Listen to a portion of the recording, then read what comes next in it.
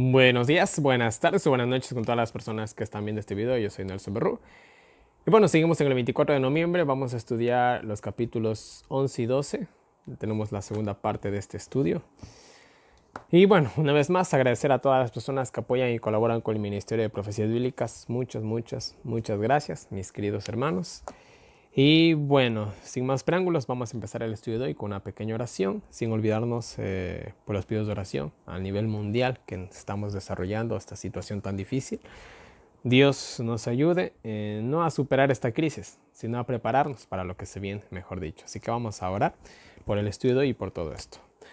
Oremos, Padre nuestro que estás en el cielo, santificado sea tu nombre. Mi Señor, mi Dios, gracias por un día más de vida. Gracias porque aún muchos de nosotros tenemos un pan que comer.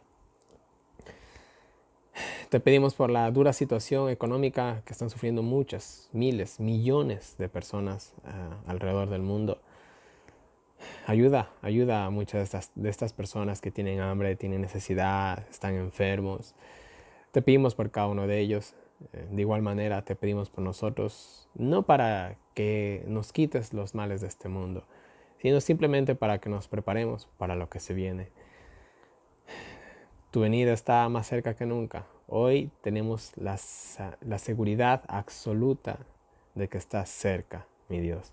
Así que, por favor, simplemente permítenos que nos preparemos para poder algún día poderte recibir en las nubes de los cielos.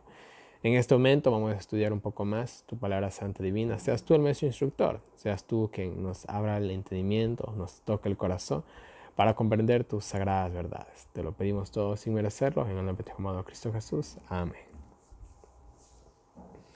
Muy bien, capítulo 11 y capítulo 12 nos toca. Y bueno, seguimos con Corintios, obviamente, y no nos olvidemos que los de Corintios le habían enviado una carta a Pablo, y Pablo simplemente estaba contestando esta carta, y esta es la famosa carta a Corintios. Y él empieza así, Pablo comienza a decirles, miren, les alabo mucho porque tratan de hacerme caso en todo lo que les digo. El hecho de que ellos hayan enviado esta carta decía bastante de ellos. A pesar de que no eran los mejores cristianos, no eran personas perfectas, trataban de hacer las cosas bien. Y Pablo pues alaba ese carácter que ellos habían tenido, estas intenciones. Quiero que sepan, y bueno, va a hablar de un tema de bastante controversia, la posición del hombre y de la mujer. Y vamos a hablar específicamente de la posición de la mujer en el hogar. Por la mala interpretación de estos pasajes bíblicos, lastimosamente, nunca falta un sinvergüenza, vamos a decirlo así, que trata de ponerse por sobre las mujeres. Verán, yo no voy a decir que no, el machismo existe el machismo. No existe tal vez en nuestros países de Occidente de una manera oficial, como lo puede ser en Medio Oriente. Ahí es otra historia. Y bueno, pobres mujeres de Medio Oriente. Ahí el machismo sí existe como es parte de la constitución, diríamoslo así. Bueno, es un tema un poquito amplio, no lo vamos a tocar aquí obviamente. En nuestra sociedad, en nuestros países, en nuestra constitución, no existe el machismo o como se ha utilizado una nueva palabra, el patriarcado. No existe el patriarcado, primero que nada. Vamos a aclarar bien este asunto. El patriarcado en nuestra cultura, en nuestros países, no existe. ¿Ya? Eso no existe, no está en la constitución. La mujer prácticamente puede hacer lo mismo que puede hacer el hombre. Nada se lo impide. Pero lastimosamente nunca falta un par de sinvergüenzas, bueno, o mejor dicho, un par de hijos de Belial, ¿no? Que oprimen a alguien inferior a ellos, en este caso a las mujeres. Como de igual manera hay mujeres que oprimen a los hombres. Esto va a parecer gracioso. ¿Nunca han escuchado de mujeres que pegan a hombres? Y bueno, hay casos que para muchos a veces suena hasta un poco gracioso. Hombres siendo maltratados, hombres eh, siendo explotados por mujeres, por sus propias esposas. Una vez vi un caso de un chico que lo había secuestrado a su propia novia, lo tenía como si fuera su juguete. Suena gracioso esto, tal vez para muchas personas. ¿Por qué? Porque el hombre es fuerte, ¿no? Y el hombre realmente en ese sentido, podríamos decirlo, de que no debería de temer a la mujer. Pero la verdad las cosas no son así. No son así. Pero bueno, ese no es el tema. Lo que les trato de decir es que aunque el patriarcado no existe en nuestra cultura, no es parte de la Constitución, no existe un sistema patriarcal porque la mujer pueda hacer lo que hace el hombre. No faltará nunca un par de sinvergüenzas, ¿no? Tanto en el sentido de los hombres como de las mujeres, siempre va a haber un par de personas que hagan quedar mal a los hombres, como siempre habrán mujeres que hagan quedar mal a las mujeres. Eso siempre va a haber. Vuelvo a insistir, pero en nuestra cultura occidente no existe ni el patriarcado. Verán, si nosotros habláramos un poquito más a fondo, y no quiero entrar en este tema, ni quiero tampoco aquí crear controversia, ni perjuicios con nadie, pero si nosotros hiciéramos un análisis profundo de las leyes, en realidad las mujeres son más favorecidas que los hombres en ciertos aspectos, no en todos los aspectos, pero en ciertos aspectos. Eh, y bueno, hay muchos ejemplos, no vamos a entrar en eso, hay muchos videos en internet que ustedes pueden ver realmente de personas que refutan al feminismo nazi. Y bueno, ahí se explican muchas cosas. Yo no voy a entrar en esos temas porque ese no es el tema. ¿Por qué explico todo esto? Ahora ya van a entender. Entonces, vuelvo a insistir. El patriarcado o el machismo no existe de manera oficial en nuestras culturas, en nuestros países, en nuestras constituciones, en Occidente. En Oriente es otra historia. Ahí sí existe el machismo, sí existe el patriarcado. En Medio Oriente, allá en los países musulmanes, allá sí existe. Y aunque existe de cierta manera, de igual manera tiene sus regulaciones. Algo muy famoso es, por ejemplo, los árabes. Los árabes pueden tener 4 esposas si quieren. Lo pueden hacer, de hecho. En ese sentido, vemos que hay cierto machismo. Pero hay algo interesante que muchos ignoran. Si un árabe quiere tener 4 esposas, el problema es este ahora para él. Por ley, si él a una, digamos, le compra un vestido, a las otras 3 también tiene que comprarle un vestido. Si él a una le da un carro por regalo de cumpleaños, a todas las otras 3 tiene que darle un carro por regalo de cumpleaños. Entonces, en esa manera, visto desde cierto punto, podríamos decir que hay, entre comillas, algo de justicia. No digo que está bien tener 4 esposas, pero al menos a pesar de que hay esa posibilidad de tener 4 esposas, te va a tocar mantener a 4 mujeres, lo cual pero muy pocos se llegan a permitir algo así. La verdad tienen que ser gente millonaria para hacer algo así. Y aún así la cultura no es tanto como lo era antes. No estoy excusando, no estoy diciendo que eso esté bien, solamente les pongo eso, de que aún en ese sistema patriarcal allá en Medio Oriente hay algo, ¿no? Que medio ampara a la mujer. No estoy diciendo que la mujer esté amparada y está bien tener 4 esposas. No estoy diciendo que está bien. Solamente expongo los hechos. Yo no considero que esté bien tener 4 esposas. Yo no considero para nada bien. Eso es antibíblico. De hecho, cuando nosotros vamos a la Biblia, vemos los que tuvieron más de una esposa. Madre mía, la vida se les hizo un infierno. Y esto no lo estoy diciendo de manera jocosa. Realmente es muy complicado. Imagínate la una, la otra. La una se pone celosa de la otra, los hijos de la otra, los hijos de aquella. Entre hermanos o hermanastros no se querían muy bien, se mataban. Bueno, ahí tenemos muchas historias en la Biblia. Así que no vamos a entrar en detalles, todo eso lo vimos en el Antiguo Testamento. Aclarando esto, poniéndonos un poquito en nuestro contexto, vamos a leer.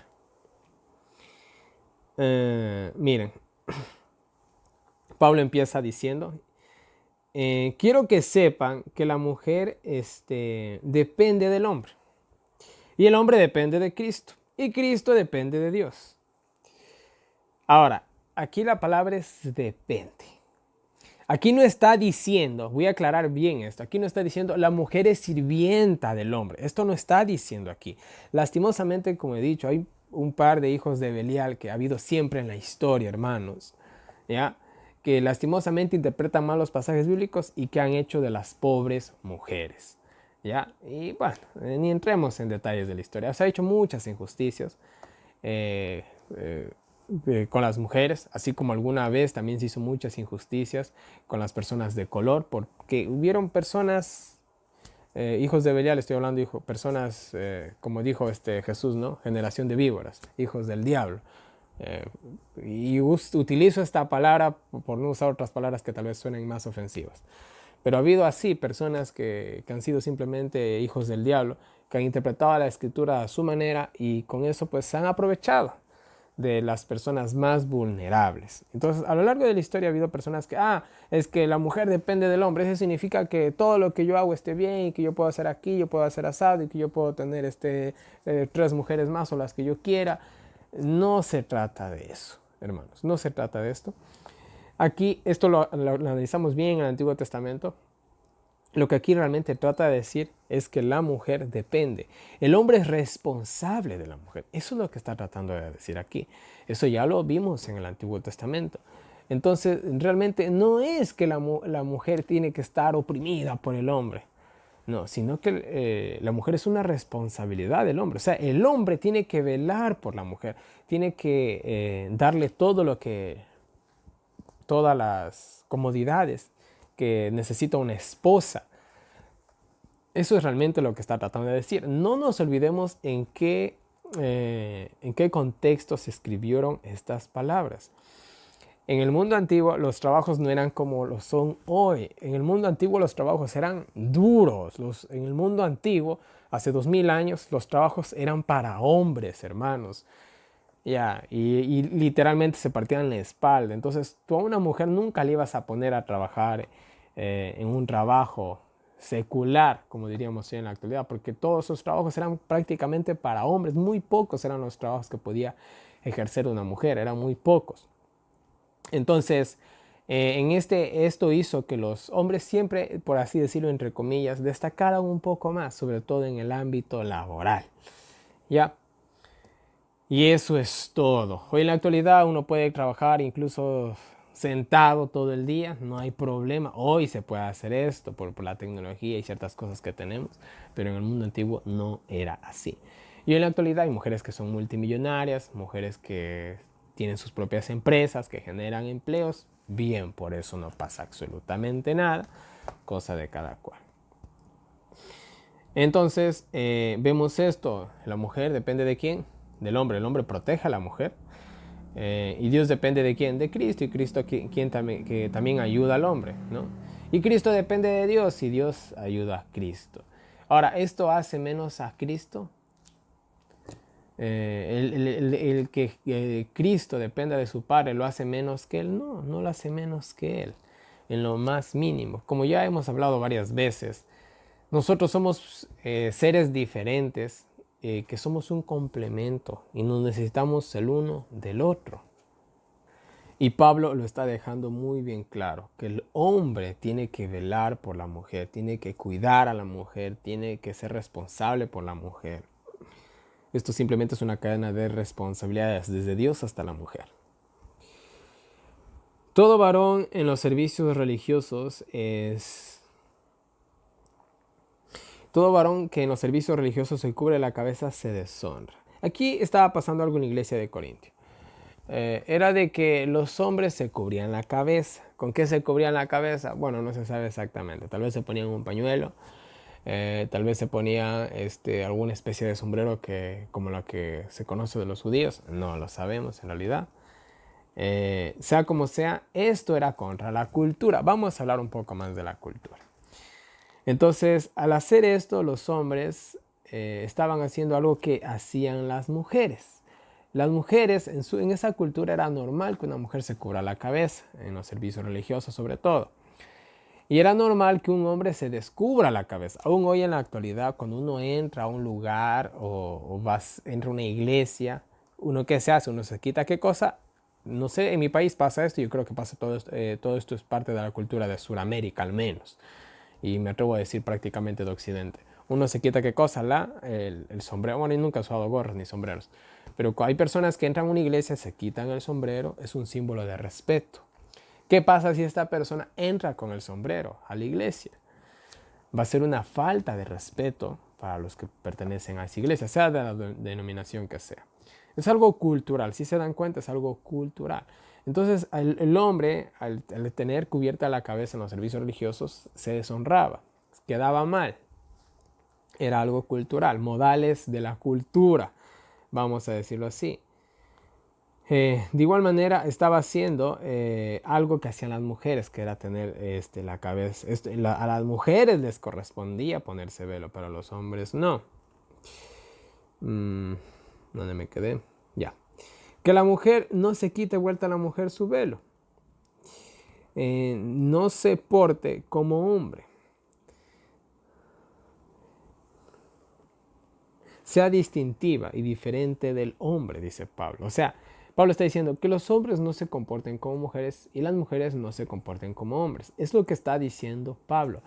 ¿Esto es aplicable hoy en la actualidad? Por supuesto que sí. No estoy diciendo, escúchenme bien, no estoy diciendo que las mujeres tienen que usar velo.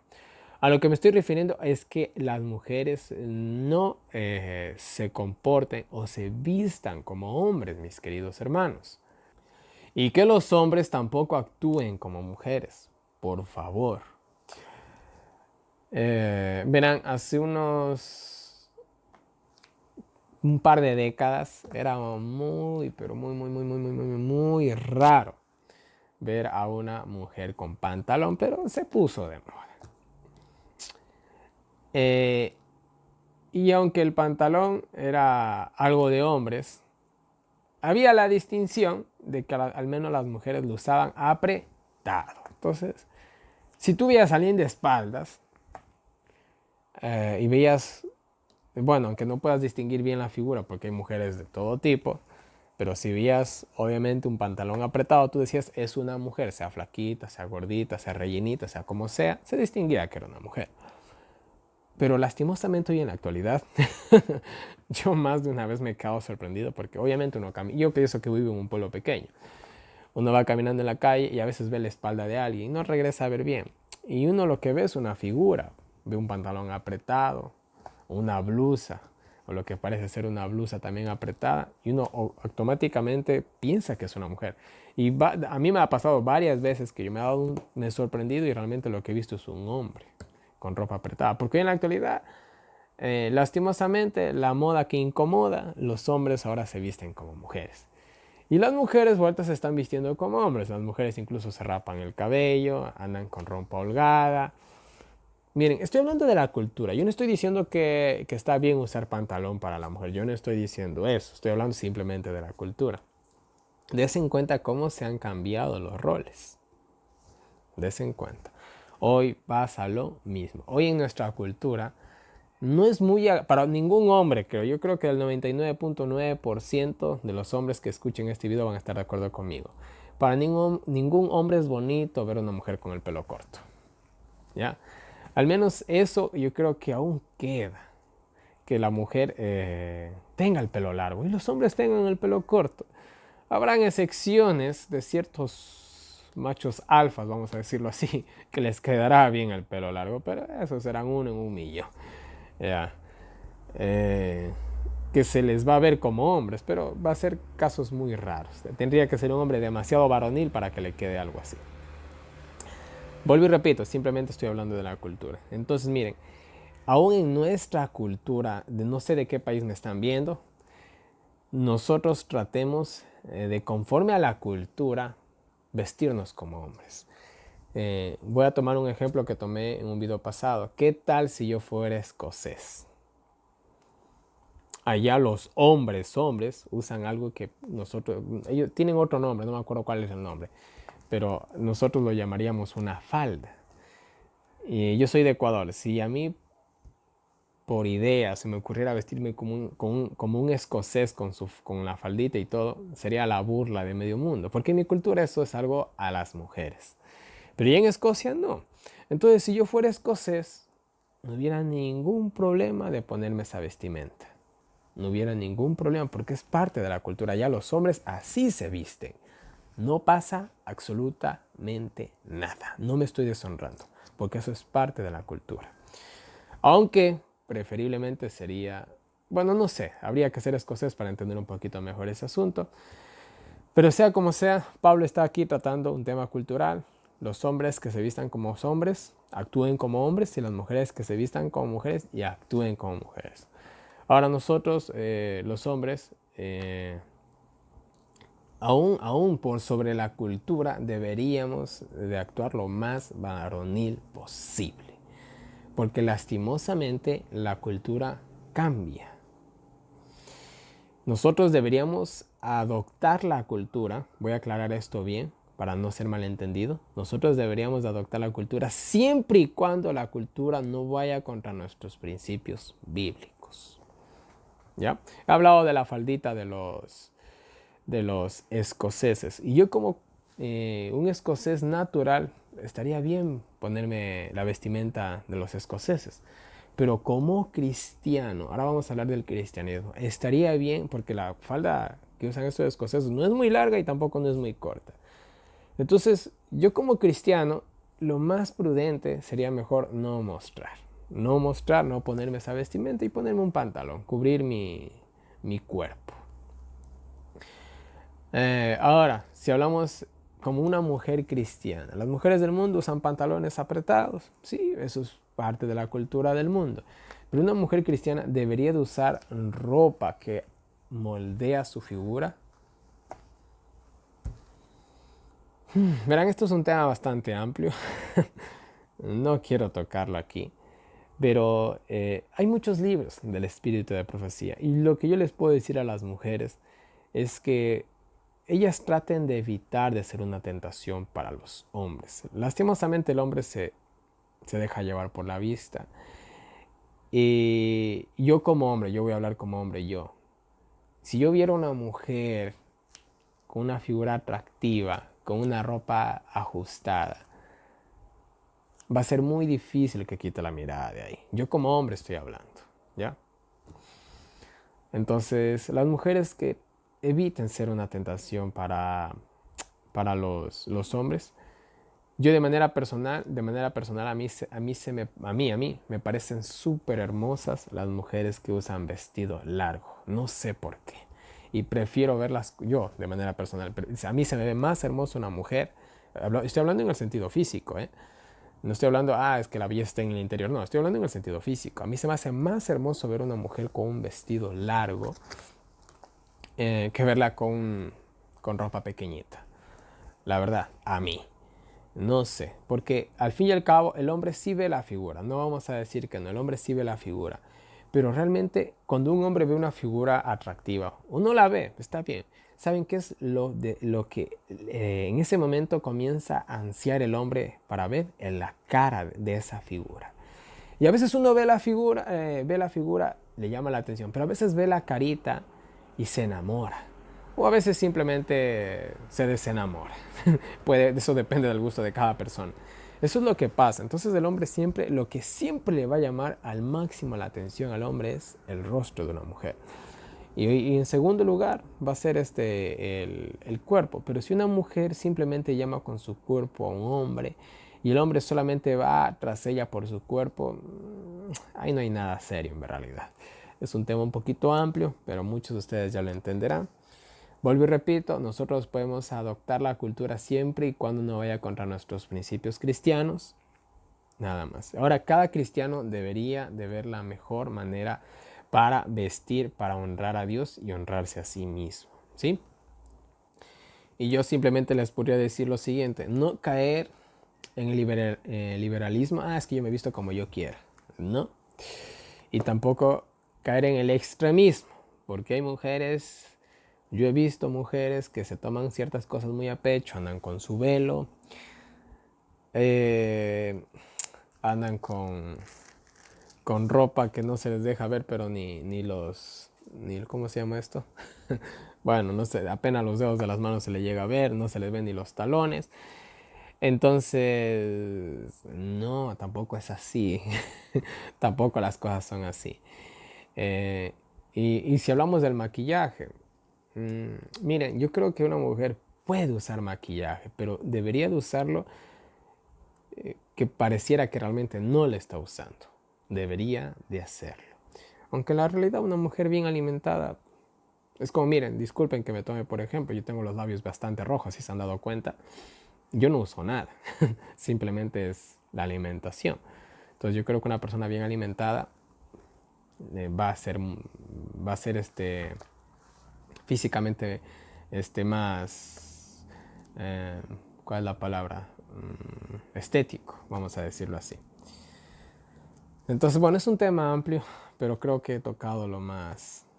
Hombres actúen como hombres en el sentido cristiano, mujeres actúen, vístanse, compórtense como mujeres en todo el sentido de la palabra, pero como cristianos. La cultura, podemos adoptar ciertas cosas de la cultura, está bien, y listo. Nada más. Ya hemos de hablar más de estos temas. Cualquier cosa me escriben, puedo contestar en el siguiente video. ¿Ya? Vamos a seguir. Ya, que la mujer no use velo es como si se rapara la cabeza. O sea, en otras palabras, que una mujer no use velo está diciendo que quiere ser hombre. Y es como si se cortara el pelo. Más o menos así Pablo lo equipara. Que el hombre no se cubra la cabeza. Es imagen de la gloria de Dios. Que sea líder para la mujer. Es gloria del hombre. Que sea líder, pero no que mande sobre ella. Ahora, Pablo dice que el hombre no se deshonra, él es imagen de Dios. Él tiene que ser varonil, está diciendo Pablo. Y de igual manera tiene que ser, ¿qué cosa? Líder para la mujer. Ahora, ¿qué significa esto? Vuelvo y repito, no significa que va a ser el manda más, no, mis queridos hermanos. Ahora, yo les voy a hacer una pregunta a mis hermanas mujeres que me están viendo. ¿Ustedes qué prefieren? Voy a usar una palabra ecuatoriana y una palabra mexicana que quizás sea más entendible. ¿Les gustaría tener un hombre mandarina, un hombre mandilón, como dirían los mexicanos? Un hombre que no es hombre, que hace todo lo que le dice su mujer, que lava los platos, o sea, yo no digo que lavar los platos esté mal, no quiero que me vayan a malentender. Yo lavo platos, aunque en realidad no me gusta. A mí me encanta cocinar, por ejemplo. Yo amo cocinar. Ya, eso no me convierte tampoco en mujer.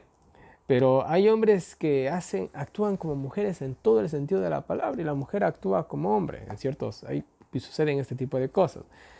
¿Realmente a una mujer le gusta tener un hombre así? Un hombre que, sí, sí, mi amor, sí, sí, y que más que hombre parece un esclavo. Yo creo que a ninguna mujer le gusta un hombre así. Realmente lo que la mujer siempre ve, siempre busca en un hombre, es un hombre, como lo dices en la misma palabra. Por eso incluso la mujer siempre se busca a alguien que sea más alto que ella, hasta para que la proteja, pues. Si quieres a alguien para subyugar, búscate a alguien más pequeñito que vos. Pero las mujeres incluso buscan hombres grandes, es por algo, por su naturaleza mismo, ellas buscan algo, por así decirlo, por usar una palabra, superior a ellas. Entonces, el hombre tiene que ser hombre, tiene que ser el que dé la cara por ellas, tiene que ser el que saque el hogar adelante, tiene que ser el que solucione los problemas del hogar, tiene que ser el que vele por la familia. Eso busca una mujer, un hombre que tenga iniciativa, que tenga ambiciones, que diga, tranquila, no te preocupes, yo voy a arreglar ese problema. Eso busca realmente una mujer. Busca un líder, no busca un abusivo, busca un líder. Y un líder siempre es el primero y el último. Entonces, eso es lo que busca una mujer. Y eso Pablo le está diciendo a los corintios, sean hombres. Pues la mujer precede del varón. La mujer salió del varón, pero salió ¿para qué? ¿Para ser su sirvienta o para ser su ayuda idónea? Sigue más adelante. La mujer fue creada para ser la compañera, no la esclava, para ser la compañera y consuelo del hombre, que es un puesto honorable. Y vean, mis queridos hermanos, mis queridas hermanas, todo hombre necesita una mujer y toda mujer necesita un hombre. ¿Acaso una mujer no se siente más segura cuando está acompañada por un hombre, cuando va caminando por la calle, a cuando se camina sola, así sea de día o de noche? ¿No se siente más segura estar al lado de un hombre? Por supuesto que sí. Ese hombre puede ser tu pareja, puede ser tu primo, puede ser tu papá, puede ser tu hijo. No sé, pero te sientes más segura con un hombre al lado. Tu naturaleza te dice, necesito a alguien que me proteja. Y el hombre no se siente completo con una compañera. No siente que su vida tiene propósito. Realmente la vida de un hombre tiene propósito cuando tiene por quién velar. De hecho, los hombres siempre, nosotros los hombres siempre buscamos a quién proteger, a quién mimar, a quién cuidar. Las mujeres son esa parte emocional que que nosotros queremos siempre desarrollar. Ellas llenan esa parte emocional.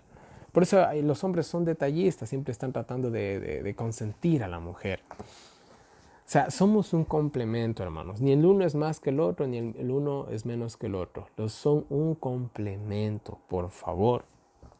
¿Sí? Y para la dura vida que era de esa época, y como también le iba a tocar a Adán, que dijo, Dios, no es bueno que el hombre esté solo. Entonces le dio una compañera, alguien para cuando él llegue después de su duro trabajo, le tenga un plato de comida, lo consienta, lo abraza, lo mime, que él llegue a la casa, vea ese rostro bonito y diga, valió la pena el día de hoy. O sea, un hombre con una mujer tiene un propósito. Y una mujer con un hombre, pues, bueno, las mujeres entenderán. La mujer tiene que llevar su velo, así como, ya miren, aquí esto era algo interesantísimo. Déjenme ver, por cuál la mujer debe tener señal de autoridad sobre su cabeza por causa de los ángeles.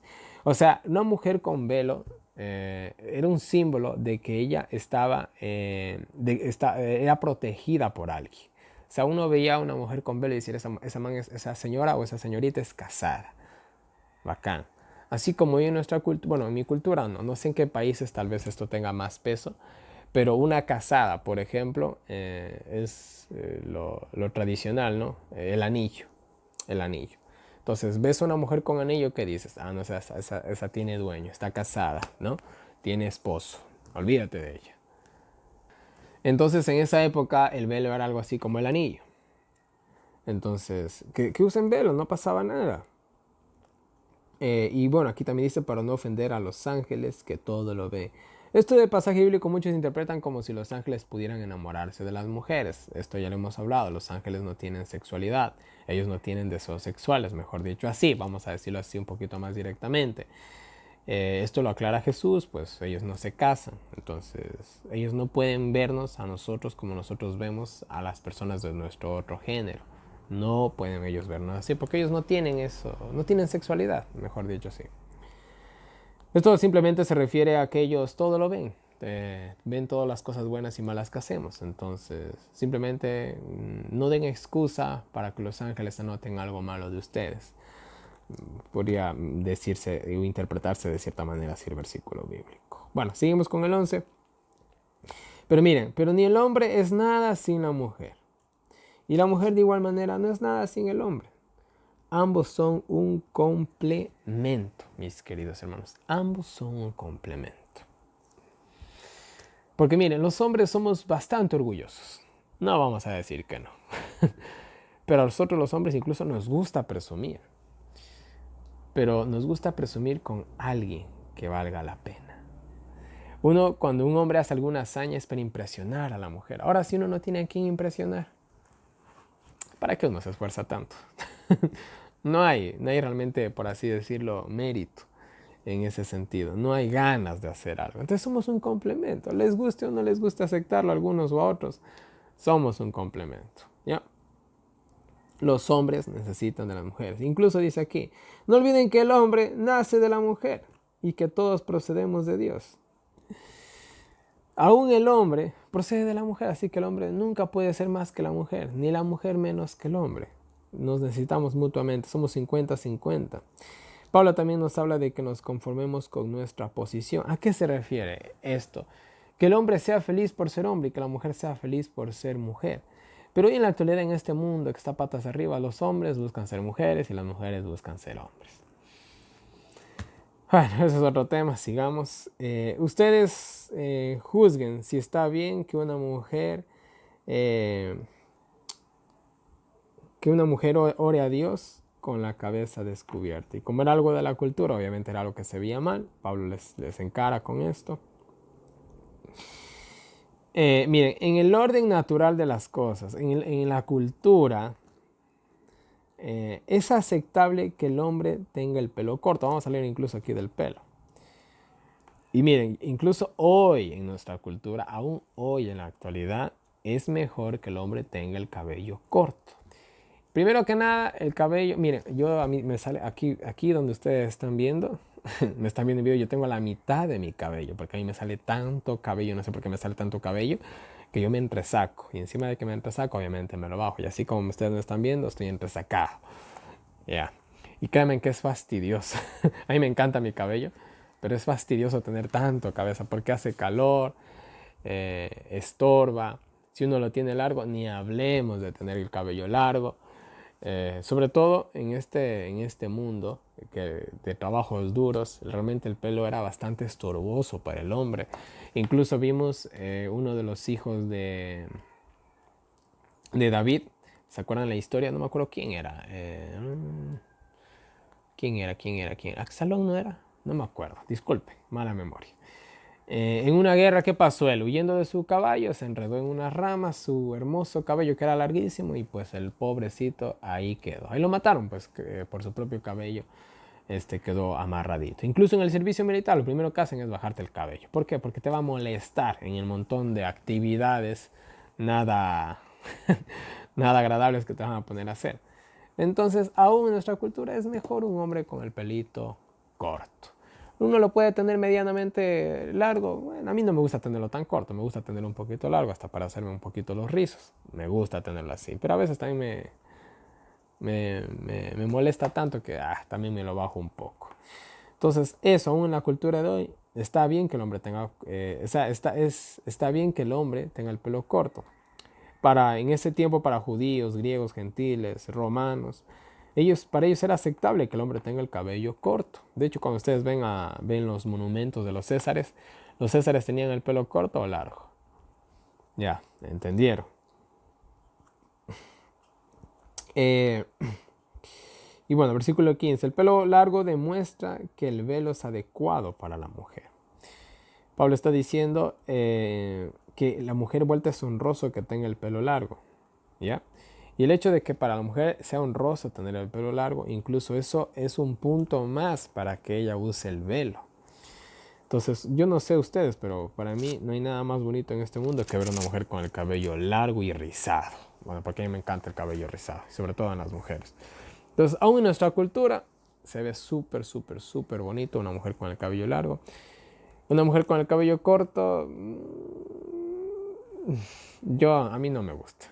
Habrá mujeres que les queda bien, oye sí, habrá mujeres que sí les queda bien, no vamos a decir que no, pero preferiblemente yo creo que una mujer siempre se va a ver más bonita con el pelo largo. A veces es mi gusto y la mayoría de los hombres ven así, que habrá un par de excepciones, que la mujer se vea femenina y se vea muy bonita con el pelo corto, lo puede haber, pero así como también habrán excepciones que hombres se vean bien con el cabello largo, habrán excepciones, pero es muy raro encontrar algo así, como también es muy raro ver a mujeres que les quede bien con el cabello corto.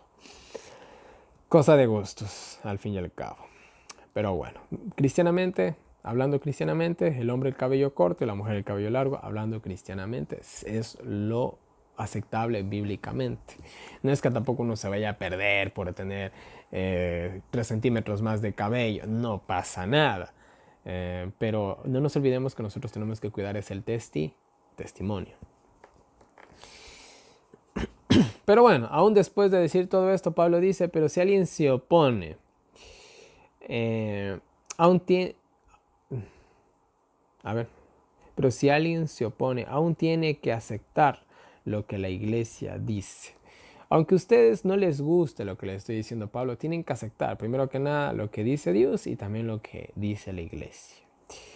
Y bueno, Pablo ahí termina ese asunto. Disculparán, me dilataba bastante, no pensé hacerlo Pero bueno, se tocaron temas un poco controversiales. Vamos con los siguientes versículos, vamos a hacerlo un poquito más rápido. Bueno, esto es un poco más rápido, de hecho.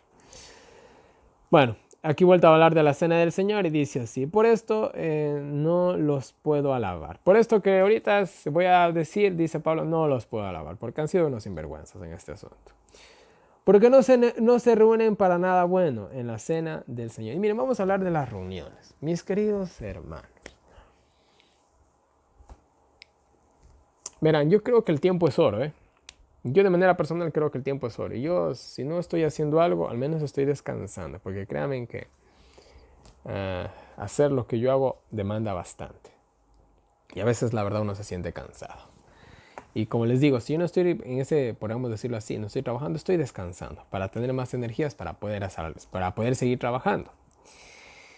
Ahora miren, si hablamos de nosotros de las reuniones cristianas o a veces mal llamadas cristianas, mis queridos hermanos, si nosotros nos vamos a reunir en nuestra iglesia o donde sea, menos que sea para algo que valga la pena. Si no, ¿saben qué? Ni para qué. No perdamos el tiempo. Y aquí estaba pasando esto, pero era con esto de la cena del Señor. Primero, que cuando se reúnen, se reúnen en grupos separados. Cada quien hace su cena a su manera. No son unidos. O sea, se reunían y un grupo por acá, un grupo por allá, otro grupo por acá. Y ese no era el espíritu. ¿Acaso cuando Jesús hizo la Santa Cena, que dividió entre los que se quedan bien y los que se quedan mal? No, Él no hizo eso. Y a veces cuando hay ciertas reuniones cristianas pasa este tipo de cosas. Y si no hay ese tipo de cosas, lo que hay también es irreverencia, que aquí también lo va a tratar. Y dice, pero es necesario que, bueno, Pablo dice, pero bueno, es bueno también que haya divisiones para que de esa manera salga el trigo y la cizaña, por decirlo de alguna forma. Entonces, bueno, al fin y al cabo la división siempre es buena, porque ahí se ve realmente los caracteres. Pero bueno, aunque eso no es lo recomendable, no significa, no es que Pablo está dando permiso para estar divididos. Lo que nosotros deberíamos buscar, qué cosa es la fraternidad. Y si alguien se desliga de esa verdadera fraternidad, pues bueno, esa persona tiene un problema. Así que cuando se reúnen para la cena del Señor, en realidad no es así, pues no está el Espíritu Santo entre ustedes.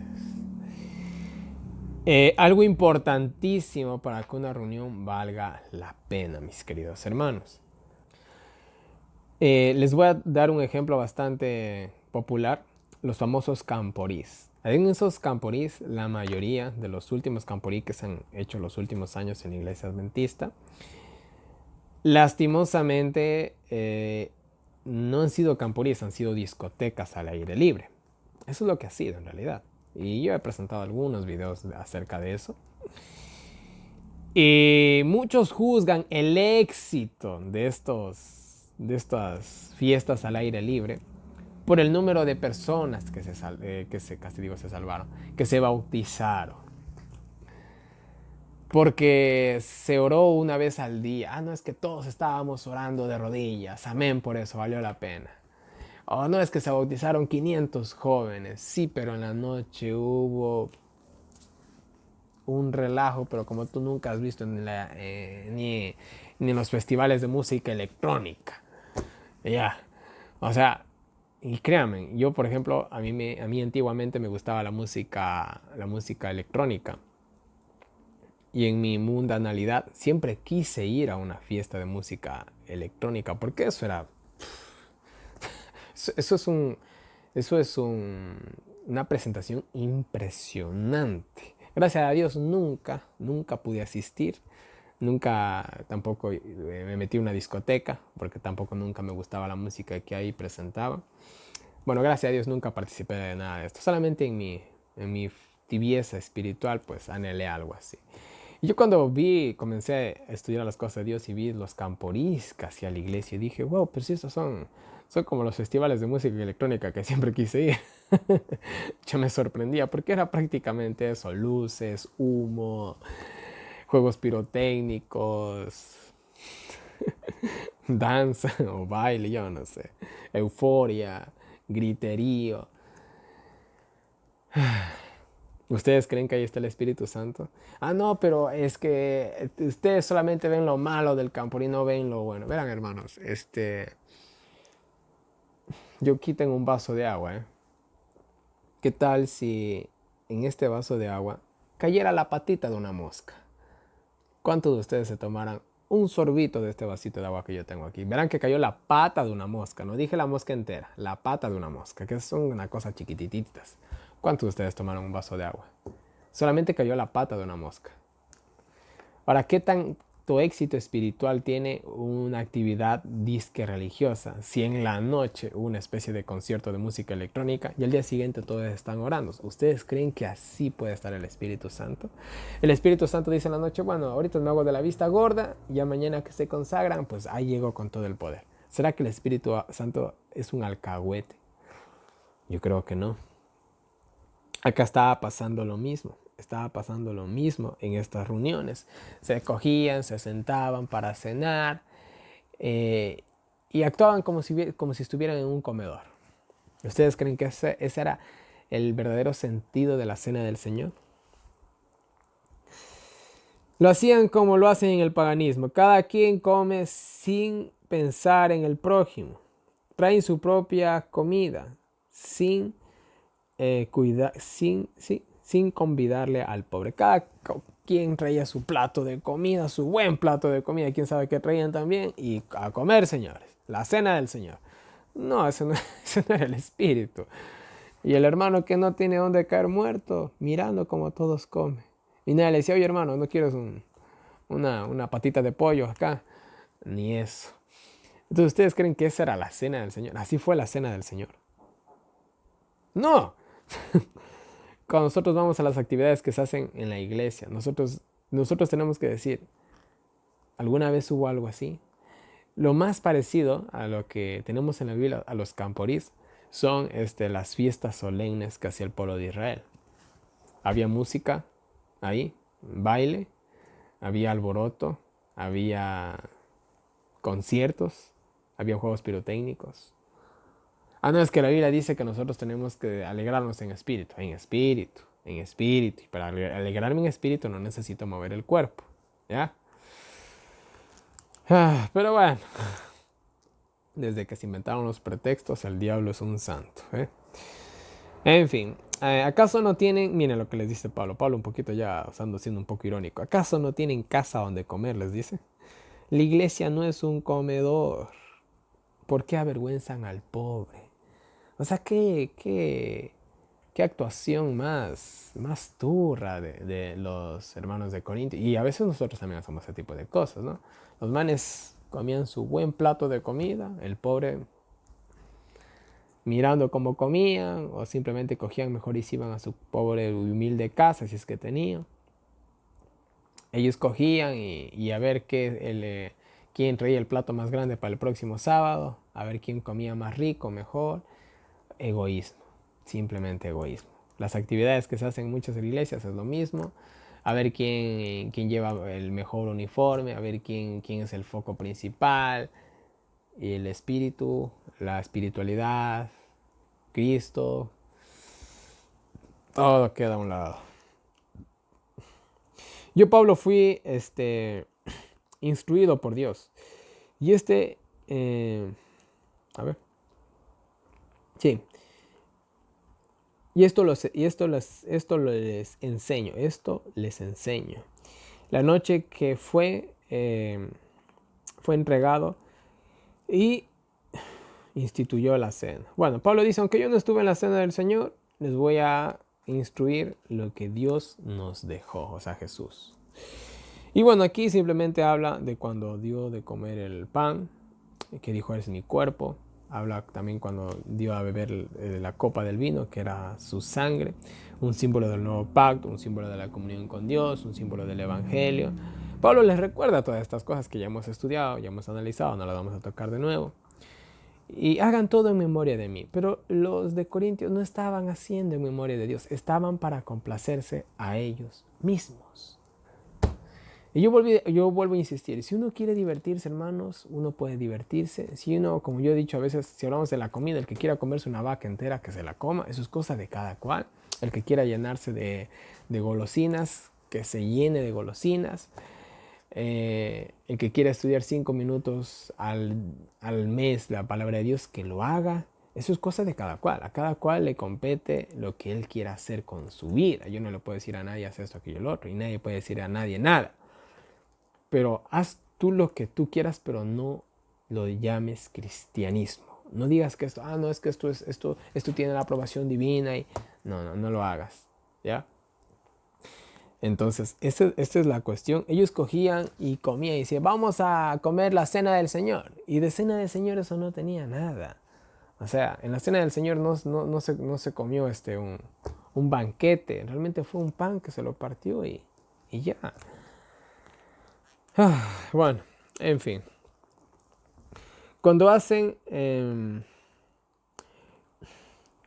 la cena, participan del anuncio de su segunda venida. Así que no la celebren en secreto. Bueno, Pablo también habla aquí algo de que todo esto es símbolo de su segunda venida. Porque esta cena es también el símbolo de la cena de las bodas del Cordero, que algún día esperamos nosotros participar de ella también. Entonces es una manera más de predicar el Evangelio, así que no lo haga en secreto, anúncielo a todo el mundo. El que celebra mal la cena del Señor es como si lo matara de nuevo. A este nivel pone Pablo. Y bueno, cualquier manera de pecado que nosotros hagamos es como si matáramos de nuevo a Cristo. Antes de participar de la cena, examinen su conciencia. Y esto es algo distintivo que nosotros tenemos que hacer. Examinar nuestra, ¿qué cosa? Nuestra conciencia. Porque hermanos, no es que nos vamos a... verán, yo no sé, yo cuando voy a comer yo no examino mi conciencia. ¿Por qué voy a comer? Ya. Cuando voy a dormir sí examino mi conciencia porque no sé si me voy a despertar al día de mañana. Y oro a Dios, me pongo a cuentas con Él y bueno, si me vas a dar otro día de vida, bien. Y si no, pues gracias Dios por la vida que me has dado. Lo hago. Pero cuando voy a comer no estoy examinando mi conciencia porque no es algo sagrado, por así decirlo, que voy a hacer. A diferencia de la cena del Señor. Ellos simplemente cogían, se servían el plato y a comer, se ha dicho. O sea, para ellos era algo como secular. Se lo estaban tomando secular a la cena del Señor. Y Pablo dice, no lo hagan así, examinen su conciencia antes de hacer esto. El que hace esto a la ligera es como cualquier cualquier cena. ¿Sí? Es como cualquier cena, es como si participara de cualquier cena y se pone bajo castigo, se pone bajo juicio divino. O sea, se está condenando a sí mismo el pobre. Por su glotonería, hay muchos enfermos entre ustedes. Y hay hasta muertos. Desen cuenta como la cosa se había salido de control. Se estaba haciendo una especie de super banquetes. Y quién sabe qué estaban comiendo. Verán, hermanos, comer no es malo. Yo ahorita estoy grabando el video y la verdad ya tengo hambre. No les voy a decir que no. Ya. Y comer no es malo. Sentir hambre no es malo. Comerse de vez en cuando un dulce. Oye, no pasa nada. No pasa nada. ¿Qué tal si te comes una rodaja de pizza vegetariana una vez al mes? Oye, no te vas a ir al infierno por eso.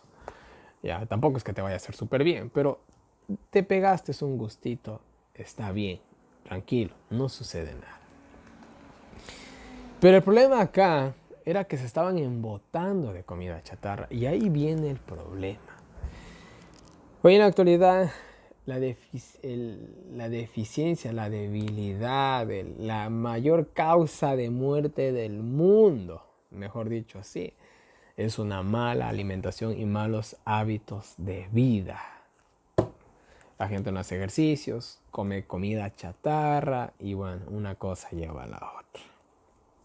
Y acá estaba pasando lo mismo, estaban comiendo como pagados, como se dice popularmente, y los pobres estaban hasta matando de comer tan mal. Háganse un autoexamen para no ser juzgados por Dios, señores. Y si Dios los juzga, si Dios interviene, es para salvarlos o salvarnos. Coman de manera ordenada. Espérense, porque esto también sucedía. Cogí el uno y decía, bueno, yo tengo hambre, el hambre no espera, y a comer. Y el otro, pobre hermano, ni la oración hacía, el otro ni llegaba, el otro ni siquiera abría su tonga. Nada. Entonces, no lo hacían por espiritualidad, lo hacían por hambre. Y si tienen hambre, miren lo que dice Pablo, si tienen hambre, coman en su casa. ¿Ya? Eh, y bueno, y lo demás trataré con ustedes cuando vaya. A eso les dice Pablo. Tienen tanta hambre, coman en su casa, hermanos. Vean, Pablo es un poquito ya, no voy a decir grosero, es directo, Pablo. Porque las cosas ya se estaban saliendo un poquito de control. Entonces, vean hermanos, y la Biblia nos habla tanto de la comida porque yo creo que eso va a ser la mayor causa de perdición para muchos mal llamados cristianos. Esperemos no ser parte de ellos. Y bueno, vamos a las citas del Espíritu de Profecía. Tenemos unas 3 cititas, sí, unas 3 citas nomás tenemos. Y bueno, la primera nos dice, la cena del Señor pervertida, dice aquí. Nos dice la cita, los corintios estaban apartando mucho de la sencillez de la fe y de la armonía de la iglesia. Continuaban reuniéndose para el culto, pero con razones apartadas unos de otros. Habían pervertido el verdadero significado de la cena del Señor, dándole en gran medida el significado de una fiesta idólatra, o sea, totalmente secular. Se reunían para conmemorar los sufrimientos y la muerte de Cristo, pero convertían la ocasión en momentos de banquetes y complacencia egoísta. O sea, era que vamos a ver quién puede comer más o menos así. Había llegado a ser costumbre antes de participar de la comunión de unirse en una comida social. Las familias de los creyentes traían su comida al lugar de la reunión y comían sin esperar cortésmente a que los otros estuvieran listos. La santa institución de la cena del Señor se había convertido para los ricos en una ocasión de glotonería, mientras que los pobres tenían que avergonzarse cuando su escasa comida contrastaba con, con las costosas provisiones de sus hermanos ricos. Qué vergüenza, ¿eh? El otro tal vez, por así decirlo, ¿no? Sacaba un arrocito usando comida de nuestra cultura, un arrocito con huevo frito, mientras el otro cogía y se sacaba un pollo hornado. O sea, se encuentra el contraste de la comida. Bueno, yo soy vegetariano y yo, por mí, el arroz con huevo está de maravilla. Pero quizás ellos no lo eran. Imagínate, vos comiendo un arrocito con huevo, el otro comiendo un pollo hornado. Bastante vergonzoso, o sea, bueno, qué pena, ¿no? Pablo reprochaba a los corintios por hacer de la casa de Dios un lugar de banquete y orgías, semejantes a un grupo de idólatras. Pues que no tenéis casas en que comáis y bebéis. Dice Pablo, quieren comer y beber, coman pero en sus casas, no lo hagan en la iglesia. Bueno, como yo les dije, ¿no? Pablo aquí está diciendo lo que yo digo. Cada quien come lo que quiere, eso es problema de cada cual. Pero háganlo en su casa, señores, y a puertas cerradas. ¿Quieres miren, disculpen que lo diga así, ¿no? Quieres matarte, mátate solito, no involucres a toda la iglesia o no involucres a toda tu familia. Es lo que está diciendo prácticamente Pablo usando palabras más fuertes.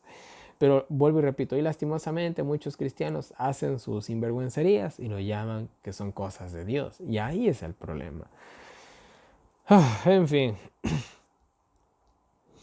O menospreciáis la iglesia de Dios y avergonzáis a los que no tienen nada. Las fiestas religiosas públicas de los griegos se celebraban de esa manera y siguiendo los consejos de los falsos maestros, los cristianos habían sido inducidos a imitar su ejemplo. Hoy pasa lo mismo. ¿Cuántas actividades de nuestras iglesias se parecen al mundo? Como lo que les decía yo cuando vi los camporís de la iglesia. Yo dije, oye, se parecen a las fiestas electrónicas que yo siempre quise ir. O sea, son lo mismo, decía yo. Solo que acá en vez de poner música electrónica, ponen música disque cristiana. Bueno, ni cristiana esa música. Hoy es lo mismo. Imitamos al mundo, cuando el mundo tendría que imitarnos a nosotros. Esos maestros habían comenzado asegurándoles que no era malo asistir a las fiestas idólatras y finalmente habían introducido prácticas similares en la iglesia cristiana. Ahí está, lo santo con lo profano. Pablo continuó dando el orden y propósito de la cena del Señor y después amonestó a sus hermanos para que no pervirtieran ese sagrado rito. O sea, lo habían minimizado, lo habían hecho insignificante, le habían dado un poco de que me importismo a la cena. Y había pasado lo que estaba pasando, ¿no? Y bueno, ¿qué más nos dice? Siguiente cita, el único símbolo correcto. Nos dice así.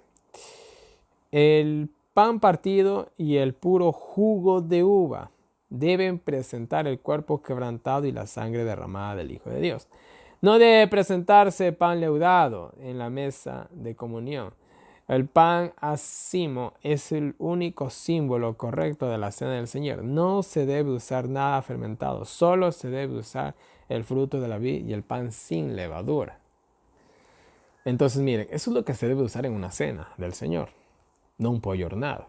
Una vez, yo no sé, bueno, no creo que haya sido cierto tampoco, pero una vez yo escuché, no vi, escuché que en una iglesia X, no sé de qué denominación tampoco era, no creo que haya sido adventista tampoco. Bueno, yo había escuchado que habían celebrado una santa cena con pizza y cola. Bueno, tanto como para sorprenderme como para reírme, me quedé un poco anonadado, ¿no? ¿Saben lo que es celebrar una santa cena con pizza y cola? Yo me quedé un poquito sacado de onda y no me creí la verdad y no me la creo aún a la historia, pero quién sabe si en el pasado ya lo hicieron, quién sabe qué están haciendo en el futuro. O como estos bautismos de ciertas denominaciones que hacen. Una vez yo vi un bautismo en un tobogán. Los que querían bautizarse se subían arriba, bajaban, abajo les esperaba el pastor y se bautizaban. Y ya, pues las hermanitas se botaban en trajes de baños, los trajes de baños desde el último verano. En fin. Verán, hay cosas que son tan ridículas que son graciosas, disculpen las risas. En fin, hay sus estandartes bíblicos, tenemos que seguirlos, si no, no es bíblico. Eso es todo. La cena del Señor se hace con pan sin levadura y vino recién exprimido de la uva. Si no lo haces así, estás haciendo todo menos la cena del Señor. La última cita dice frecuencia de la cena del Señor. Nos dice así, bueno, vamos a ver con cuánta frecuencia se la puede hacer para eso. La salvación de los hombres depende de una aplicación continua en sus corazones de la sangre purificadora de Cristo. Por lo tanto, la cena del Señor no debería ser celebrada solo ocasionalmente o anualmente, miren, sino con más frecuencia que la Pascua anual. Este solemne rito conmemora un acontecimiento mucho mayor que la liberación de los hijos de Israel de Egipto. Esa liberación simbolizaba la gran expiación que Cristo hizo con el sacrificio de su propia vida para la liberación final de su pueblo. Bueno, es algo que debería hacerse más continuamente. Yo creo que encajaría bien una vez por semana. Una vez al mes. O yo creo que hasta unas 2 veces al mes creo que es algo plausible. Aunque yo creo que una vez por mes estaría bien. Porque tampoco debería hacerse una vez al año. Creo que tampoco se la debería hacer cada semana para no perder su significado. Yo creo que una vez al mes estaría perfecto.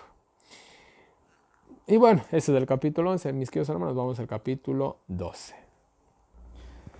Y bueno, en el capítulo 12 vamos a hablar de los dones del Espíritu. Y bueno, vamos a ir rápidamente, porque ya el video ya a 1 hora creo, y un poquito más, sí.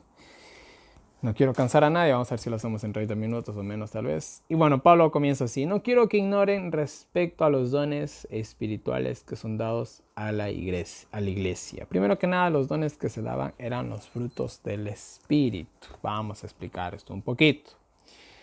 Si yo soy un sinvergüenza, soy un doble vida, un cara dura, no sé, un hipócrita, llámenlo como sea, ¿ustedes creen que a mí el Espíritu Santo me va a dar algún don? Estos dones no son nada menos ni nada más que los frutos del Espíritu. O sea, el hecho de que yo tenga una vida consagrada a Dios va a permitir que yo pueda hacer ciertas cosas extraordinarias, entre comillas, entre comillas. Ahora, eso por un lado. Por otro lado, muchas denominaciones, ellos creen que si uno no manifiesta alguna de las cosas que ahorita vamos a leer, uno no tiene el Espíritu Santo. Ahora, mis queridos hermanos, Dios no es un Dios de espectáculos, ¿sí?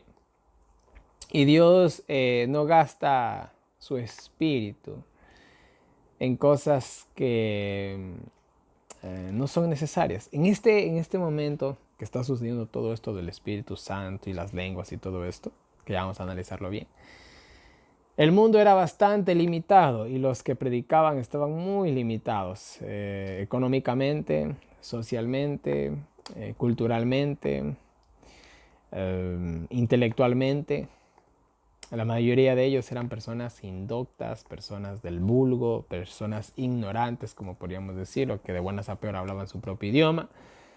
Entonces, debido a las limitaciones de los mensajeros de Dios, Dios a estas personas les otorgó dones especiales para que de esa manera ellos puedan tener una ayuda en la predicación del Evangelio. Hoy en la actualidad hay la necesidad realmente de tener ciertos dones que aquí se describen. Yo diría prácticamente que no. Hoy en la actualidad casi no hay la necesidad de ciertos dones que aquí se describen. Hoy hay tantas facilidades. Si uno, por ejemplo, quiere tener un poco más del conocimiento de la palabra de Dios, pues bueno, cómprate un par de libros. Oye, no pasa nada. No necesitas ser iluminado por el Espíritu Santo. Y ¿quieres hablar en lenguas? Ponte a estudiar algún otro idioma. O sea, es simple, hoy es simple, hay tantas facilidades. Lo que antes se podía adquirir solamente bajo un milagro, hoy se lo puede adquirir con un poquito de esfuerzo. Entonces Dios nunca va a hacer por nosotros lo que nosotros podemos hacer por nosotros mismos. ¿Entienden? Ya. Ahora sí vamos a estudiar. Cuando eran gentiles, eran llevados por las supersticiones y por la idolatría. Bueno, Pablo les dice, acuérdense que cuando eran gentiles eran otra historia. Ahorita son otra cosa ustedes, les dice Pablo.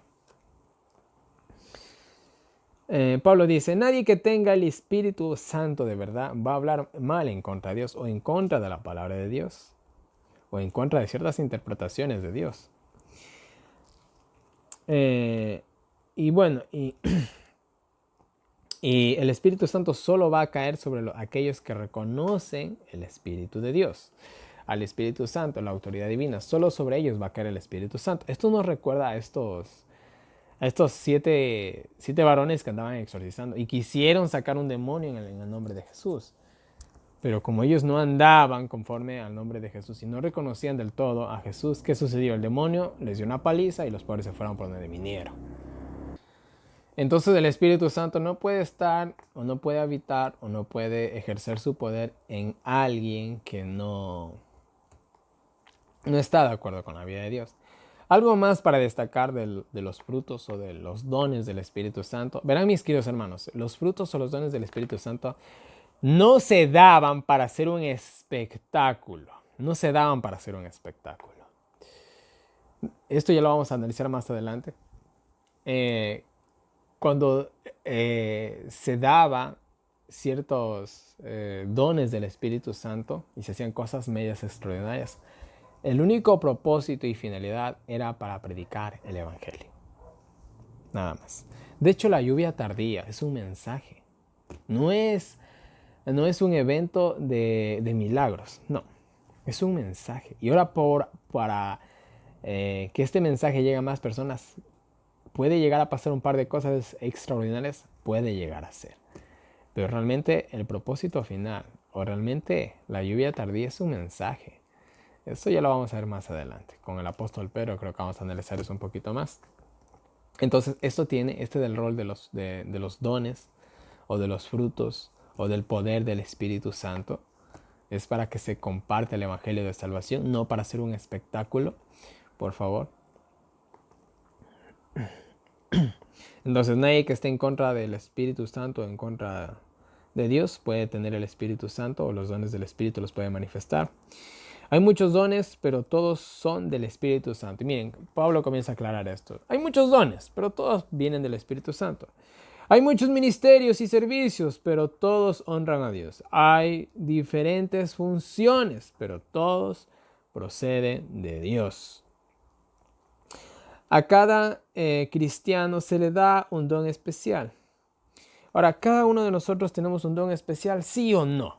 Yo creo que sí, de manera especial sí. Miren, yo justamente antes de grabar este video estaba contestando mensajes y hablaba con una hermana X que me decía que tenía una pésima memoria. Yo le dije, a ver, hermana, yo tengo el mismo problema. Y ustedes me se dan cuenta que aunque hemos estudiado la Biblia, hay ciertos nombres que yo no recuerdo. Tengo una memoria mala. Así nací, ¿qué se le va a hacer? Pero yo para discernir soy bueno, tengo el don del discernimiento. Tengo el don de hablar en público. Pocas personas lo pueden hacer. A mí ni me va ni me viene, ni nervioso me pongo ya. Pero eso no lo puede hacer cualquiera. Y bueno, hay personas que tienen una memoria increíble. Oye, qué envidia, la verdad. Hay personas que pueden dar un estudio bíblico face to face, cara a cara. Qué envidia, yo no lo puedo hacer. Soy bastante vergonzoso. Ya, cada persona tiene sus dones diferentes. Hay gente que tiene sueños, visiones. Increíble, bien por ellos. Unos los tendrán, otros no los tendrán. Entonces todos tenemos cosas diferentes, pero todo procede de Dios. ¿Ya? Todo procede de Dios. Y cada cristiano, mis queridos hermanos, tiene un don especial. Búsquelo, así sea uno. Si nosotros analizamos, tal vez encontremos hasta 3, 4, 5 dones. ¡Wow! Increíble. Hay cristianos que lo tienen. Pero al menos un don especial Dios te ha dado. Dios te ha dado al menos un don especial. Y miren, aquí va a enumerar algunos, ya vamos a seguir leyendo. Y vuelvo y repito, y estos dones se daban debido a la escasez de líderes, de personal que hubo en la iglesia primitiva. A la escasez de Biblias también que había en esa época. Entonces Dios dio facultades extraordinarias a ciertas personas para que puedan llevar el mensaje, si no hubiera sido imposible. Y esto posiblemente pase en el tiempo del fin debido a las limitaciones que llegamos a tener. A uno les dio la sabiduría, a otros el conocimiento para captarla, a otros les dio la sabiduría para enseñar, a otros les dio fe para hacer cosas increíbles, a unos les dio el don para sanar o hacer milagros.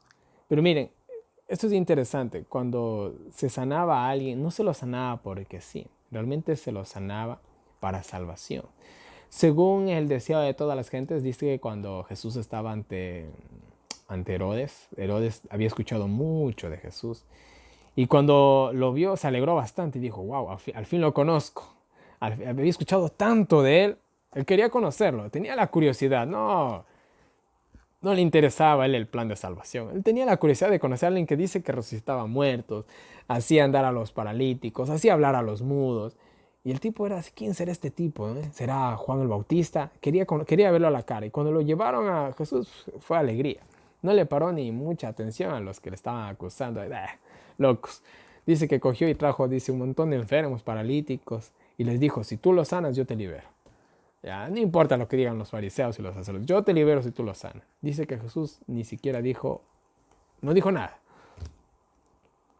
Herodes, obviamente muy enojado, pues cogió y lo volvió a mandar con Poncio Pilato. ¿Por qué Jesús no sanó a nadie? ¿Acaso esas personas no necesitaban sanación? Si Jesús se ponía a sanar en ese momento, hubiera sido un espectáculo para Herodes y simplemente hubiera sido algo bueno para esas personas. ¿Por qué esas personas ahí no estaban? ¿Por qué esas personas no habían sido sanadas antes? Quizás no creían en Cristo. De nada servía que Jesús cogiera y sanara a esas personas si no creían en Él. Igual se iban a perder. Jesús solamente sanó a personas que tenían, por así decirlo, una oportunidad para salvarse o podían salvarse. Entonces, en este sentido, cuando se hacían estos milagros de sanidad, se hacían para la salvación no solamente física, sino espiritual. Ese era el verdadero objetivo final, la sanación espiritual. Así que simplemente ellos, los que tenían el poder de sanar, sanaban a los que el Espíritu Santo les impulsaba a sanar, a nadie más. No es que ellos podían coger y sanar al perro y al gato, no. Solamente al que el Espíritu Santo le decía, ve con esta persona que te necesita. Y así sucedía. A otros milagros, a otros profecía, o sea, el poder hablar de parte de Dios o poder predecir el futuro mediante sueños y visiones. Ahí entran muchas muchas categorías de la palabra profecía. A otros, discernimiento.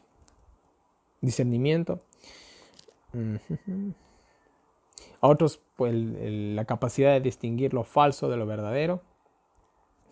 El don de lenguas, eso lo vamos a ver en el capítulo 14, así que van a esperar hasta el capítulo 14. Vamos a hablar bien del don de lenguas. Y todo lo imparte el Espíritu a quien quiere y como quiere. ¿Por qué? ¿Qué significa que el Espíritu es arbitrario? No, el Espíritu Santo da sus dones según la capacidad que tiene cada persona. Entonces, el Espíritu Santo no le va a dar sabiduría ni le va a dar discernimiento a alguien que ni siquiera le gusta leer o que no sabe ni leer, al pobre. O sea, él va a saber a quién elegir. ¿Qué tal? Un caso hipotético, que a mí el Espíritu Santo me diera el don de sanar, pero yo soy muy vergonzoso con las personas cuando estoy cara a cara. Realmente se equivocaría el Espíritu Santo en darme ese don. Y yo, por ejemplo, como les dije, yo no tengo pánico escénico, no tengo eso, no sufro de eso. Entonces, yo creo que el Espíritu Santo me dio el don del discernimiento para estudiar y compartir. Amén por eso. Me dio el don que se ajustaba a mis facultades naturales. El Espíritu Santo siempre nos va a dar lo que realmente nosotros necesitamos y podemos ejercer. ¿Ya?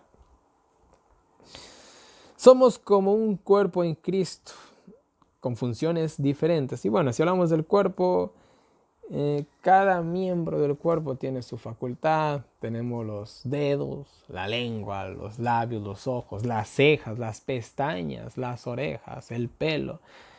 Y miren, por ejemplo, si hablamos de las pestañas, que todos tenemos pestañas, estas evitan que nos caiga basura en los ojos. Las cejas evitan que nos caiga el sudor en los ojos. Todo tiene una función. Y uno dijera, las cejas solamente son para vernos bonito. No, señores, tienen su función. Yo que hago ejercicios y sudo bastante cuando hago ejercicio, sé que son una parte muy importante en el cuerpo humano. Algo que ni siquiera las peinamos, algo que siempre está desapercibido, tiene una función tan importante, ayudan a la vista. En otras palabras, la vista, que es tan pero tan importante, no podría hacer ni la mitad de su trabajo si no tuviéramos las pestañas y las cejas, las cuales le protegen. Y aún más los párpados. Todos miren, les he puesto un ejemplo tan insignificante, pero todo el cuerpo humano coopera en sí mismo, y así es la idea de la iglesia, todos cooperando en Cristo, que es el cuerpo. Todos somos bautizados en un espíritu y somos iguales, todos somos iguales. Las pestañas serán menos importantes que el ojo. Por supuesto que no, todos tienen su rol, todos cooperan uno con otro y todos son importantes. El cuerpo tiene muchas partes con funciones diferentes. Ninguna parte del cuerpo se puede creer inútil, haga la función que sea. Aquí, por ejemplo, nos pone la cuestión del pie. Si dijera el pie, porque no soy mano, no soy del cuerpo, por eso no será del cuerpo. Ahora yo les voy a hacer una pregunta. ¿Qué preferirían ustedes? ¿Quedarse sin un brazo o sin una pierna? Dura elección. Pero ¿cómo les gustaría quedarse? ¿Sin un brazo o sin una pierna? Yo creo que nadie puede tomar una decisión así de fácil. Nadie. Eso simplemente nos hace entender lo importante que es cada parte del cuerpo humano. Así como cada miembro es importante en la iglesia. No, es que él es el anciano y él es el diácono además. Todo es importante. Si el diácono se olvida las llaves de la iglesia, ¿quién la abre? A ver qué hace el anciano sin un púlpito. Ay, bueno, en fin. Vamos a seguir. Me quedé. Perdón. Todo es importante, aun lo que no pareciera serlo. Toda parte del cuerpo humano, que cada miembro de iglesia es importante, aunque pareciera que no lo es. Así como les acabo de poner el ejemplo del diácono, ¿no? Y de igual manera nosotros tenemos que aprender a aceptar el lugar que se nos ha asignado. Dios nos ha dado ciertas facultades, amén por eso. Y ya. Pero el ser humano siempre es inconformista. Uno es inconforme. El ser humano es inconforme, no vamos a decir que no. Y siempre queremos lo que no se nos ha perdido. Y no debería de ser así. Como por ejemplo cuando se elige un cargo en la iglesia. No es que yo quiero ser el tesorero, y quiero ser el secretario, y quiero ser el no sé qué. Si te pusieron de diácono, amén por eso. Si te hicieron anciano, amén por eso. Aunque yo, verán, yo de manera personal, nunca me gustó tener cargos en la iglesia. Y peor esos cargos de alta responsabilidad. La verdad, nunca me gustaron porque justamente eran muy demandantes. Y lastimosamente siempre me buscaban para tener algún cargo. Y yo sí me rozaba hasta el máximo, pero ya viendo que ya no había más opción, pues ya tocaba ya. Nos pongan donde nos pongan, hermanos, seamos felices. Ya, seamos felices. A veces uno no sabe lo que tiene hasta que lo pierde. En fin, y bueno, para mí no hay nada más bonito que tener una vida tranquila, sin tanto, bueno, no sé, eso es cosa de cada cual. Hay gente que le gusta el protagonismo. La verdad, para mí nunca me ha gustado, siempre ha sido, siempre ser el protagonista o el protagonismo siempre va a ser una carga pesada.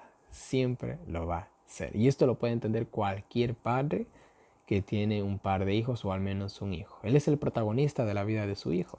¿Es fácil o difícil? Dios nos colocó en donde mejor podíamos trabajar. Todos deben estar unidos al cuerpo, que es Cristo. Muchos, son muchos los miembros, pero uno es el cuerpo. Tiene que haber unidad en la diversidad. Todos tienen su parte en el plan de salvación. Ahí está. Es que yo no predico. No, es que todos tienen que predicar. Es que yo no soy bueno para dar estudios bíblicos. No, es que todos tienen que dar estudios bíblicos. Verán, hermanos, yo no creo que así funcione una iglesia. Yo creo que todos deberíamos participar de una u otra manera en el plan de salvación, pero oye, no le puedes, hay un dicho, ¿no? Dice, no puedes juzgar la inteligencia de un pez por la habilidad de trepar un árbol, porque eso va en contra de la naturaleza del pobre. Entonces, hay personas que tú no las puedes juzgar por su don. Hay personas que tienen dones increíbles, pero hay otros que no los tienen. Y tú no puedes exigir a esa persona que ejerza ese don que no tiene. Tienes que respetarla, así como Dios la ha puesto. Ningún miembro puede decir a los otros que no lo necesita. Cada cargo es importante, sea el que sea. A veces pasa en las iglesias que comienzan a haber problemas de rivalidad. Y no, hay hermanos que sienten que pueden llevar la iglesia solitos. Eso no es así. Yo nunca le he visto mucho sentido a eso, ¿verdad? Nunca le he visto mucho sentido. Y yo comprendo bien esta situación porque yo me crié prácticamente en una iglesia muy conflictiva.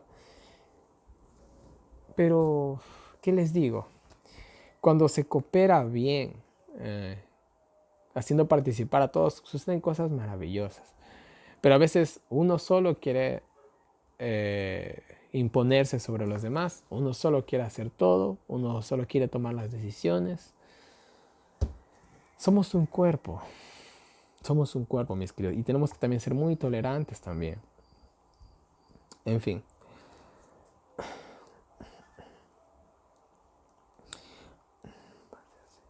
Ya, los que parecen más débiles son los más importantes. Incluso aquí habla, ¿no?, de que los que parecen ser débiles son los más importantes. Y esto, bueno, aquí habla de los miembros del cuerpo. Podríamos decir que los órganos internos son los más débiles del cuerpo humano, obviamente, pero son los más importantes. ¿Qué tan débil es un corazón? Es muy frágil, pero es el motor del cuerpo humano. De igual manera, ¿qué propósito? Vamos a ver, ¿cuál sería el miembro más débil en una iglesia? La visita. Ahora, ¿no es acaso a su vez el miembro más débil y el más importante? Porque es el propósito de una iglesia, traer gente nueva. Y uno dirá, ese hermano es nuevo. Ese hermano es nuevo, debería decir uno. ¿Por qué? Porque así como es nuevo, es el fruto, ¿no?, de la iglesia y tenemos que cuidarlo y tenemos que en algún momento ese hermano débil se haga hermano fuerte. Pero ¿qué tal si solamente se reúnen los mismos de siempre y los mismos de siempre? ¿Tendrá propósito esa iglesia? En fin, ustedes entienden. Así los miembros, así los miembros menos dotados de la iglesia hay que tratarlos con mayor consideración. Y esto hace un interesante paralelismo con las partes íntimas de una persona, que son las partes, también incluso se les llama las partes vergonzosas, son las partes más vergonzosas del cuerpo humano, pero de igual manera son las que más se le cuida. Si se dan cuenta, ¿qué trata de decir esto? Los miembros más fuertes espiritualmente de la iglesia no requieren tanta atención. De lo que se debería de hacer es dar atención a los miembros más débiles. A ver, por ejemplo, hay hermanos en cada iglesia, ¿no?, que lo saben todo, son ancianos, son líderes. Yo no digo que no hay que darle importancia a esos hermanos, pero son hermanos fuertes en la fe, son hermanos fuertes en el espíritu. Son hermanos que solo o acompañados ellos hacen la obra de Dios. No necesitan que nadie los esté alentando. Entonces a esos hermanos yo no digo que no les den importancia, sino que, sí, hola hermano, ¿cómo estás? Sí, hermano, ¿cuándo salimos allá? Chévere. Pero se le debería dar más atención a las personas nuevas, a la gente más débil en la fe. A ellos se le debería tratar de buscar la amistad, no sé, ¿no? Tratar de hacerlos salir un rato, confraternizar. O sea, ellos necesitan más atención que el anciano de iglesia que ya lleva 40 años en la misma iglesia y predica y todo. No necesita tanta atención como la persona que recién acaba de llegar o recién se ha bautizado. Es lo que está tratando de decir aquí. Para que haya para que no haya división en el cuerpo y todos se preocupen los unos de los otros, Dios ordenó el cuerpo. Dios ordenó el cuerpo adecuadamente. Dios ha puesto a cada persona en su lugar para que de esta manera no haya divisiones y todos nos ocupemos los unos de los otros. Todos hagamos lo que tenemos que hacer, cooperando los unos con los otros. Ustedes son el cuerpo de Cristo. Actúen como tal. Se les dio sus dones. Dios nos ha dado nos ha dado a todos diferentes dones. Y aquí, por ejemplo, enumera. Nos ha dado apóstoles, profetas, maestros, los que hacen milagros, los que dan sanidad, los que prestan ayuda misionera, los que tienen el don de lenguas, que ya vamos a ver en el capítulo 14. Ha dado a todos. Y miren, yo les voy a poner un ejemplo bien claro. Por ejemplo, hay hermanos que son bien... Yo, por ejemplo, en la iglesia que yo asistía, donde prácticamente me crié, había un hermano mayorcito. Ese hermano no le podías decir que predica porque no predicaba. O sea, muy poco participaba el hermano en la iglesia, muy poco participaba. Pero algo pasaba con ese hermano. Cada sábado que nosotros llegábamos, veíamos algo nuevo en la iglesia. El tipo cogía, cortaba el monte, si había que hacer una zanja la hacía, por aquí había una filtración de humedad, él daba, o sea, él era, por así decirlo, daba mantenimiento a la iglesia. Y uno llegaba, ve, el hermano X ha hecho esto, el hermano Y, y tú nunca lo veías en el frente, nunca lo veías al frente. Pero el hombre ahí participaba. No tenía tampoco ni siquiera muchos ingresos el hombre porque era bastante humilde, pero ahí daba su mano.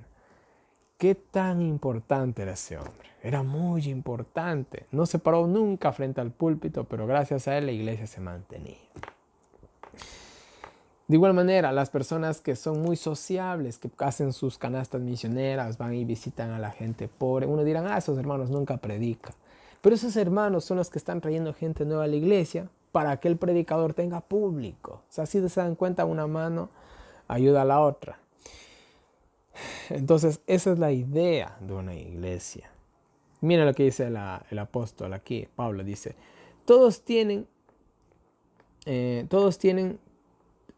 estos dones que he dicho. ¿Acaso una sola persona tiene todos estos dones? Por supuesto que no. Pidan, y por eso pidamos al Espíritu Santo los mejores dones. ¿Los mejores dones en qué sentido? Los mejores dones para el avance de la obra de Dios. Ahora, aunque nosotros no tengamos el talento, el don para predicar, el don para dar estudios bíblicos, el don para ser sociables, el don de la ayuda. Eso es cosa de cada cual. Nosotros siempre tenemos que procurar los mejores dones, también adecuándonos a las circunstancias que nos rodean. Debemos de buscar siempre eso. En tu iglesia hay de todo, pero falta un predicador. Alguien tiene que hacerlo. Y no vamos a estar pidiéndole a Dios siempre para que mande un predicador. Tú mismo tienes que poner de parte y tratar de hacerlo. Yo me acuerdo cuando yo comencé a dar la escuela sabática, yo tenía ya unos 18 años, creo. Y yo veía cómo daba la escuela sabática los hermanos. Y no me gustaba, la verdad. Porque la escuela sabática cogían y como se hace en muchas iglesias sin criticar, simplemente se la leía. El que entendió bien, el que no también. Entonces yo cuando fui maestro, yo revolucioné la escuela sabática. La revolucioné. Y ya después cuando adquirí mi computadora y mi impresora, todo el mundo con su escuela sabática. Ya, yo cambié. Y los maestros que vinieron, pues simplemente se acoplaron a lo que yo, al sistema que yo había, por así decirlo, fundado. Yo no esperé que venga alguien a arreglar este departamento de la iglesia, sino que yo dije, yo lo voy a hacer. De igual manera las predicaciones. De igual manera revolucioné las predicaciones, cosa que hay hermanos que me querían ver cada sábado, pero no se podía obviamente. Y de igual manera siempre habían problemas. Entonces miren, nosotros debemos de procurar los mejores dones. ¿Para qué? Para el avance de la obra. ¿Tú ves que en tu iglesia falta esto? Tú di, no, yo voy a hacer el cambio. Seamos como Elías. Por Profetas y Reyes nos dice que Elías, mientras estaba trabajando, dice que deseaba una reforma. Decía, cómo fuera buenísimo que alguien haga una reforma. En eso vino el ángel y le dijo, tú lo vas a hacer. ¿Y qué dijo Elías? Vamos, derecho al pecho, ¿no? Entonces, eso nosotros tenemos que tratar de hacer, buscar los mejores dones, no para presumir, no para ser el centro de atención de la iglesia, sino ¿para qué? Para el avance de la obra de Dios. Y el capítulo 12 nos termina con esta oración, pero ahora les voy a mostrar un camino más excelente. Y eso lo dejamos para el día de mañana.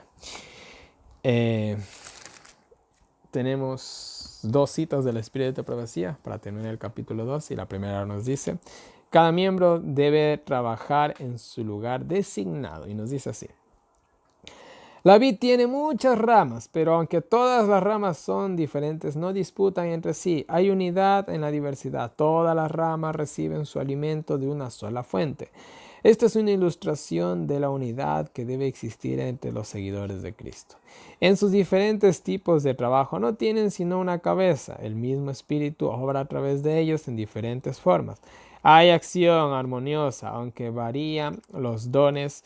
Estudiad este capítulo, por él veréis que el hombre que está verdaderamente unido con Cristo nunca procederá como si fuera una unidad completa en sí mismo.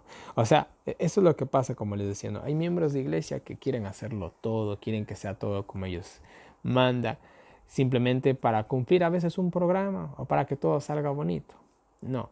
Nosotros todo lo que hacemos es para que la salvación de las personas y para que todo haya armonía en Cristo y todos tengan su participación. Si la gente no participa, se aburren, se duermen, se van de la iglesia. La perfección de la iglesia no depende de que cada miembro tenga exactamente la misma capacidad. Dios requiere que cada uno ocupe su debido lugar, que esté en su sitio para hacer su obra asignada, de acuerdo con la capacidad que le ha sido dada. Amén. Y la última cita nos dice 2 capítulos que deben ser aprendidos de memoria. Los capítulos 12 y 13 de Corintios, el cual vamos a ver el día de mañana, debieran ser aprendidos de memoria, escritos en la mente y en el corazón. El Señor ha colocado ante nosotros, mediante su siervo Pablo, estos temas para nuestra consideración, y los que tienen el privilegio de haber sido reunidos en carácter de iglesia, ¿sí? Estarán unidos comprensiva e inteligentemente. La figura de los miembros que componen el cuerpo representan la iglesia de Dios y la relación que sus miembros deben mantener entre sí. Y bueno, el capítulo 13 nos va a ampliar un poquito más el capítulo 12, mis queridos hermanos, pero miren, aquí Dios nos ha dejado cómo nosotros realmente debemos de llevar la iglesia. Eh, y bueno, no va a agregar más palabras a lo que ya se ha dicho. Y mis queridos hermanos, una vez más en pantalla tienen toda mi información de contacto para todas las personas que me quieran agregar a WhatsApp, recibir los enlaces del año bíblico, los audios del año bíblico, preguntas, sugerencias, correcciones, cualquier cosita háganmelo llegar. Estamos aquí para aprender los unos de los otros.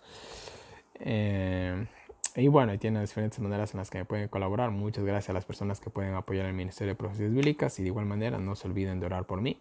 Oremos los unos por los otros, mejor dicho.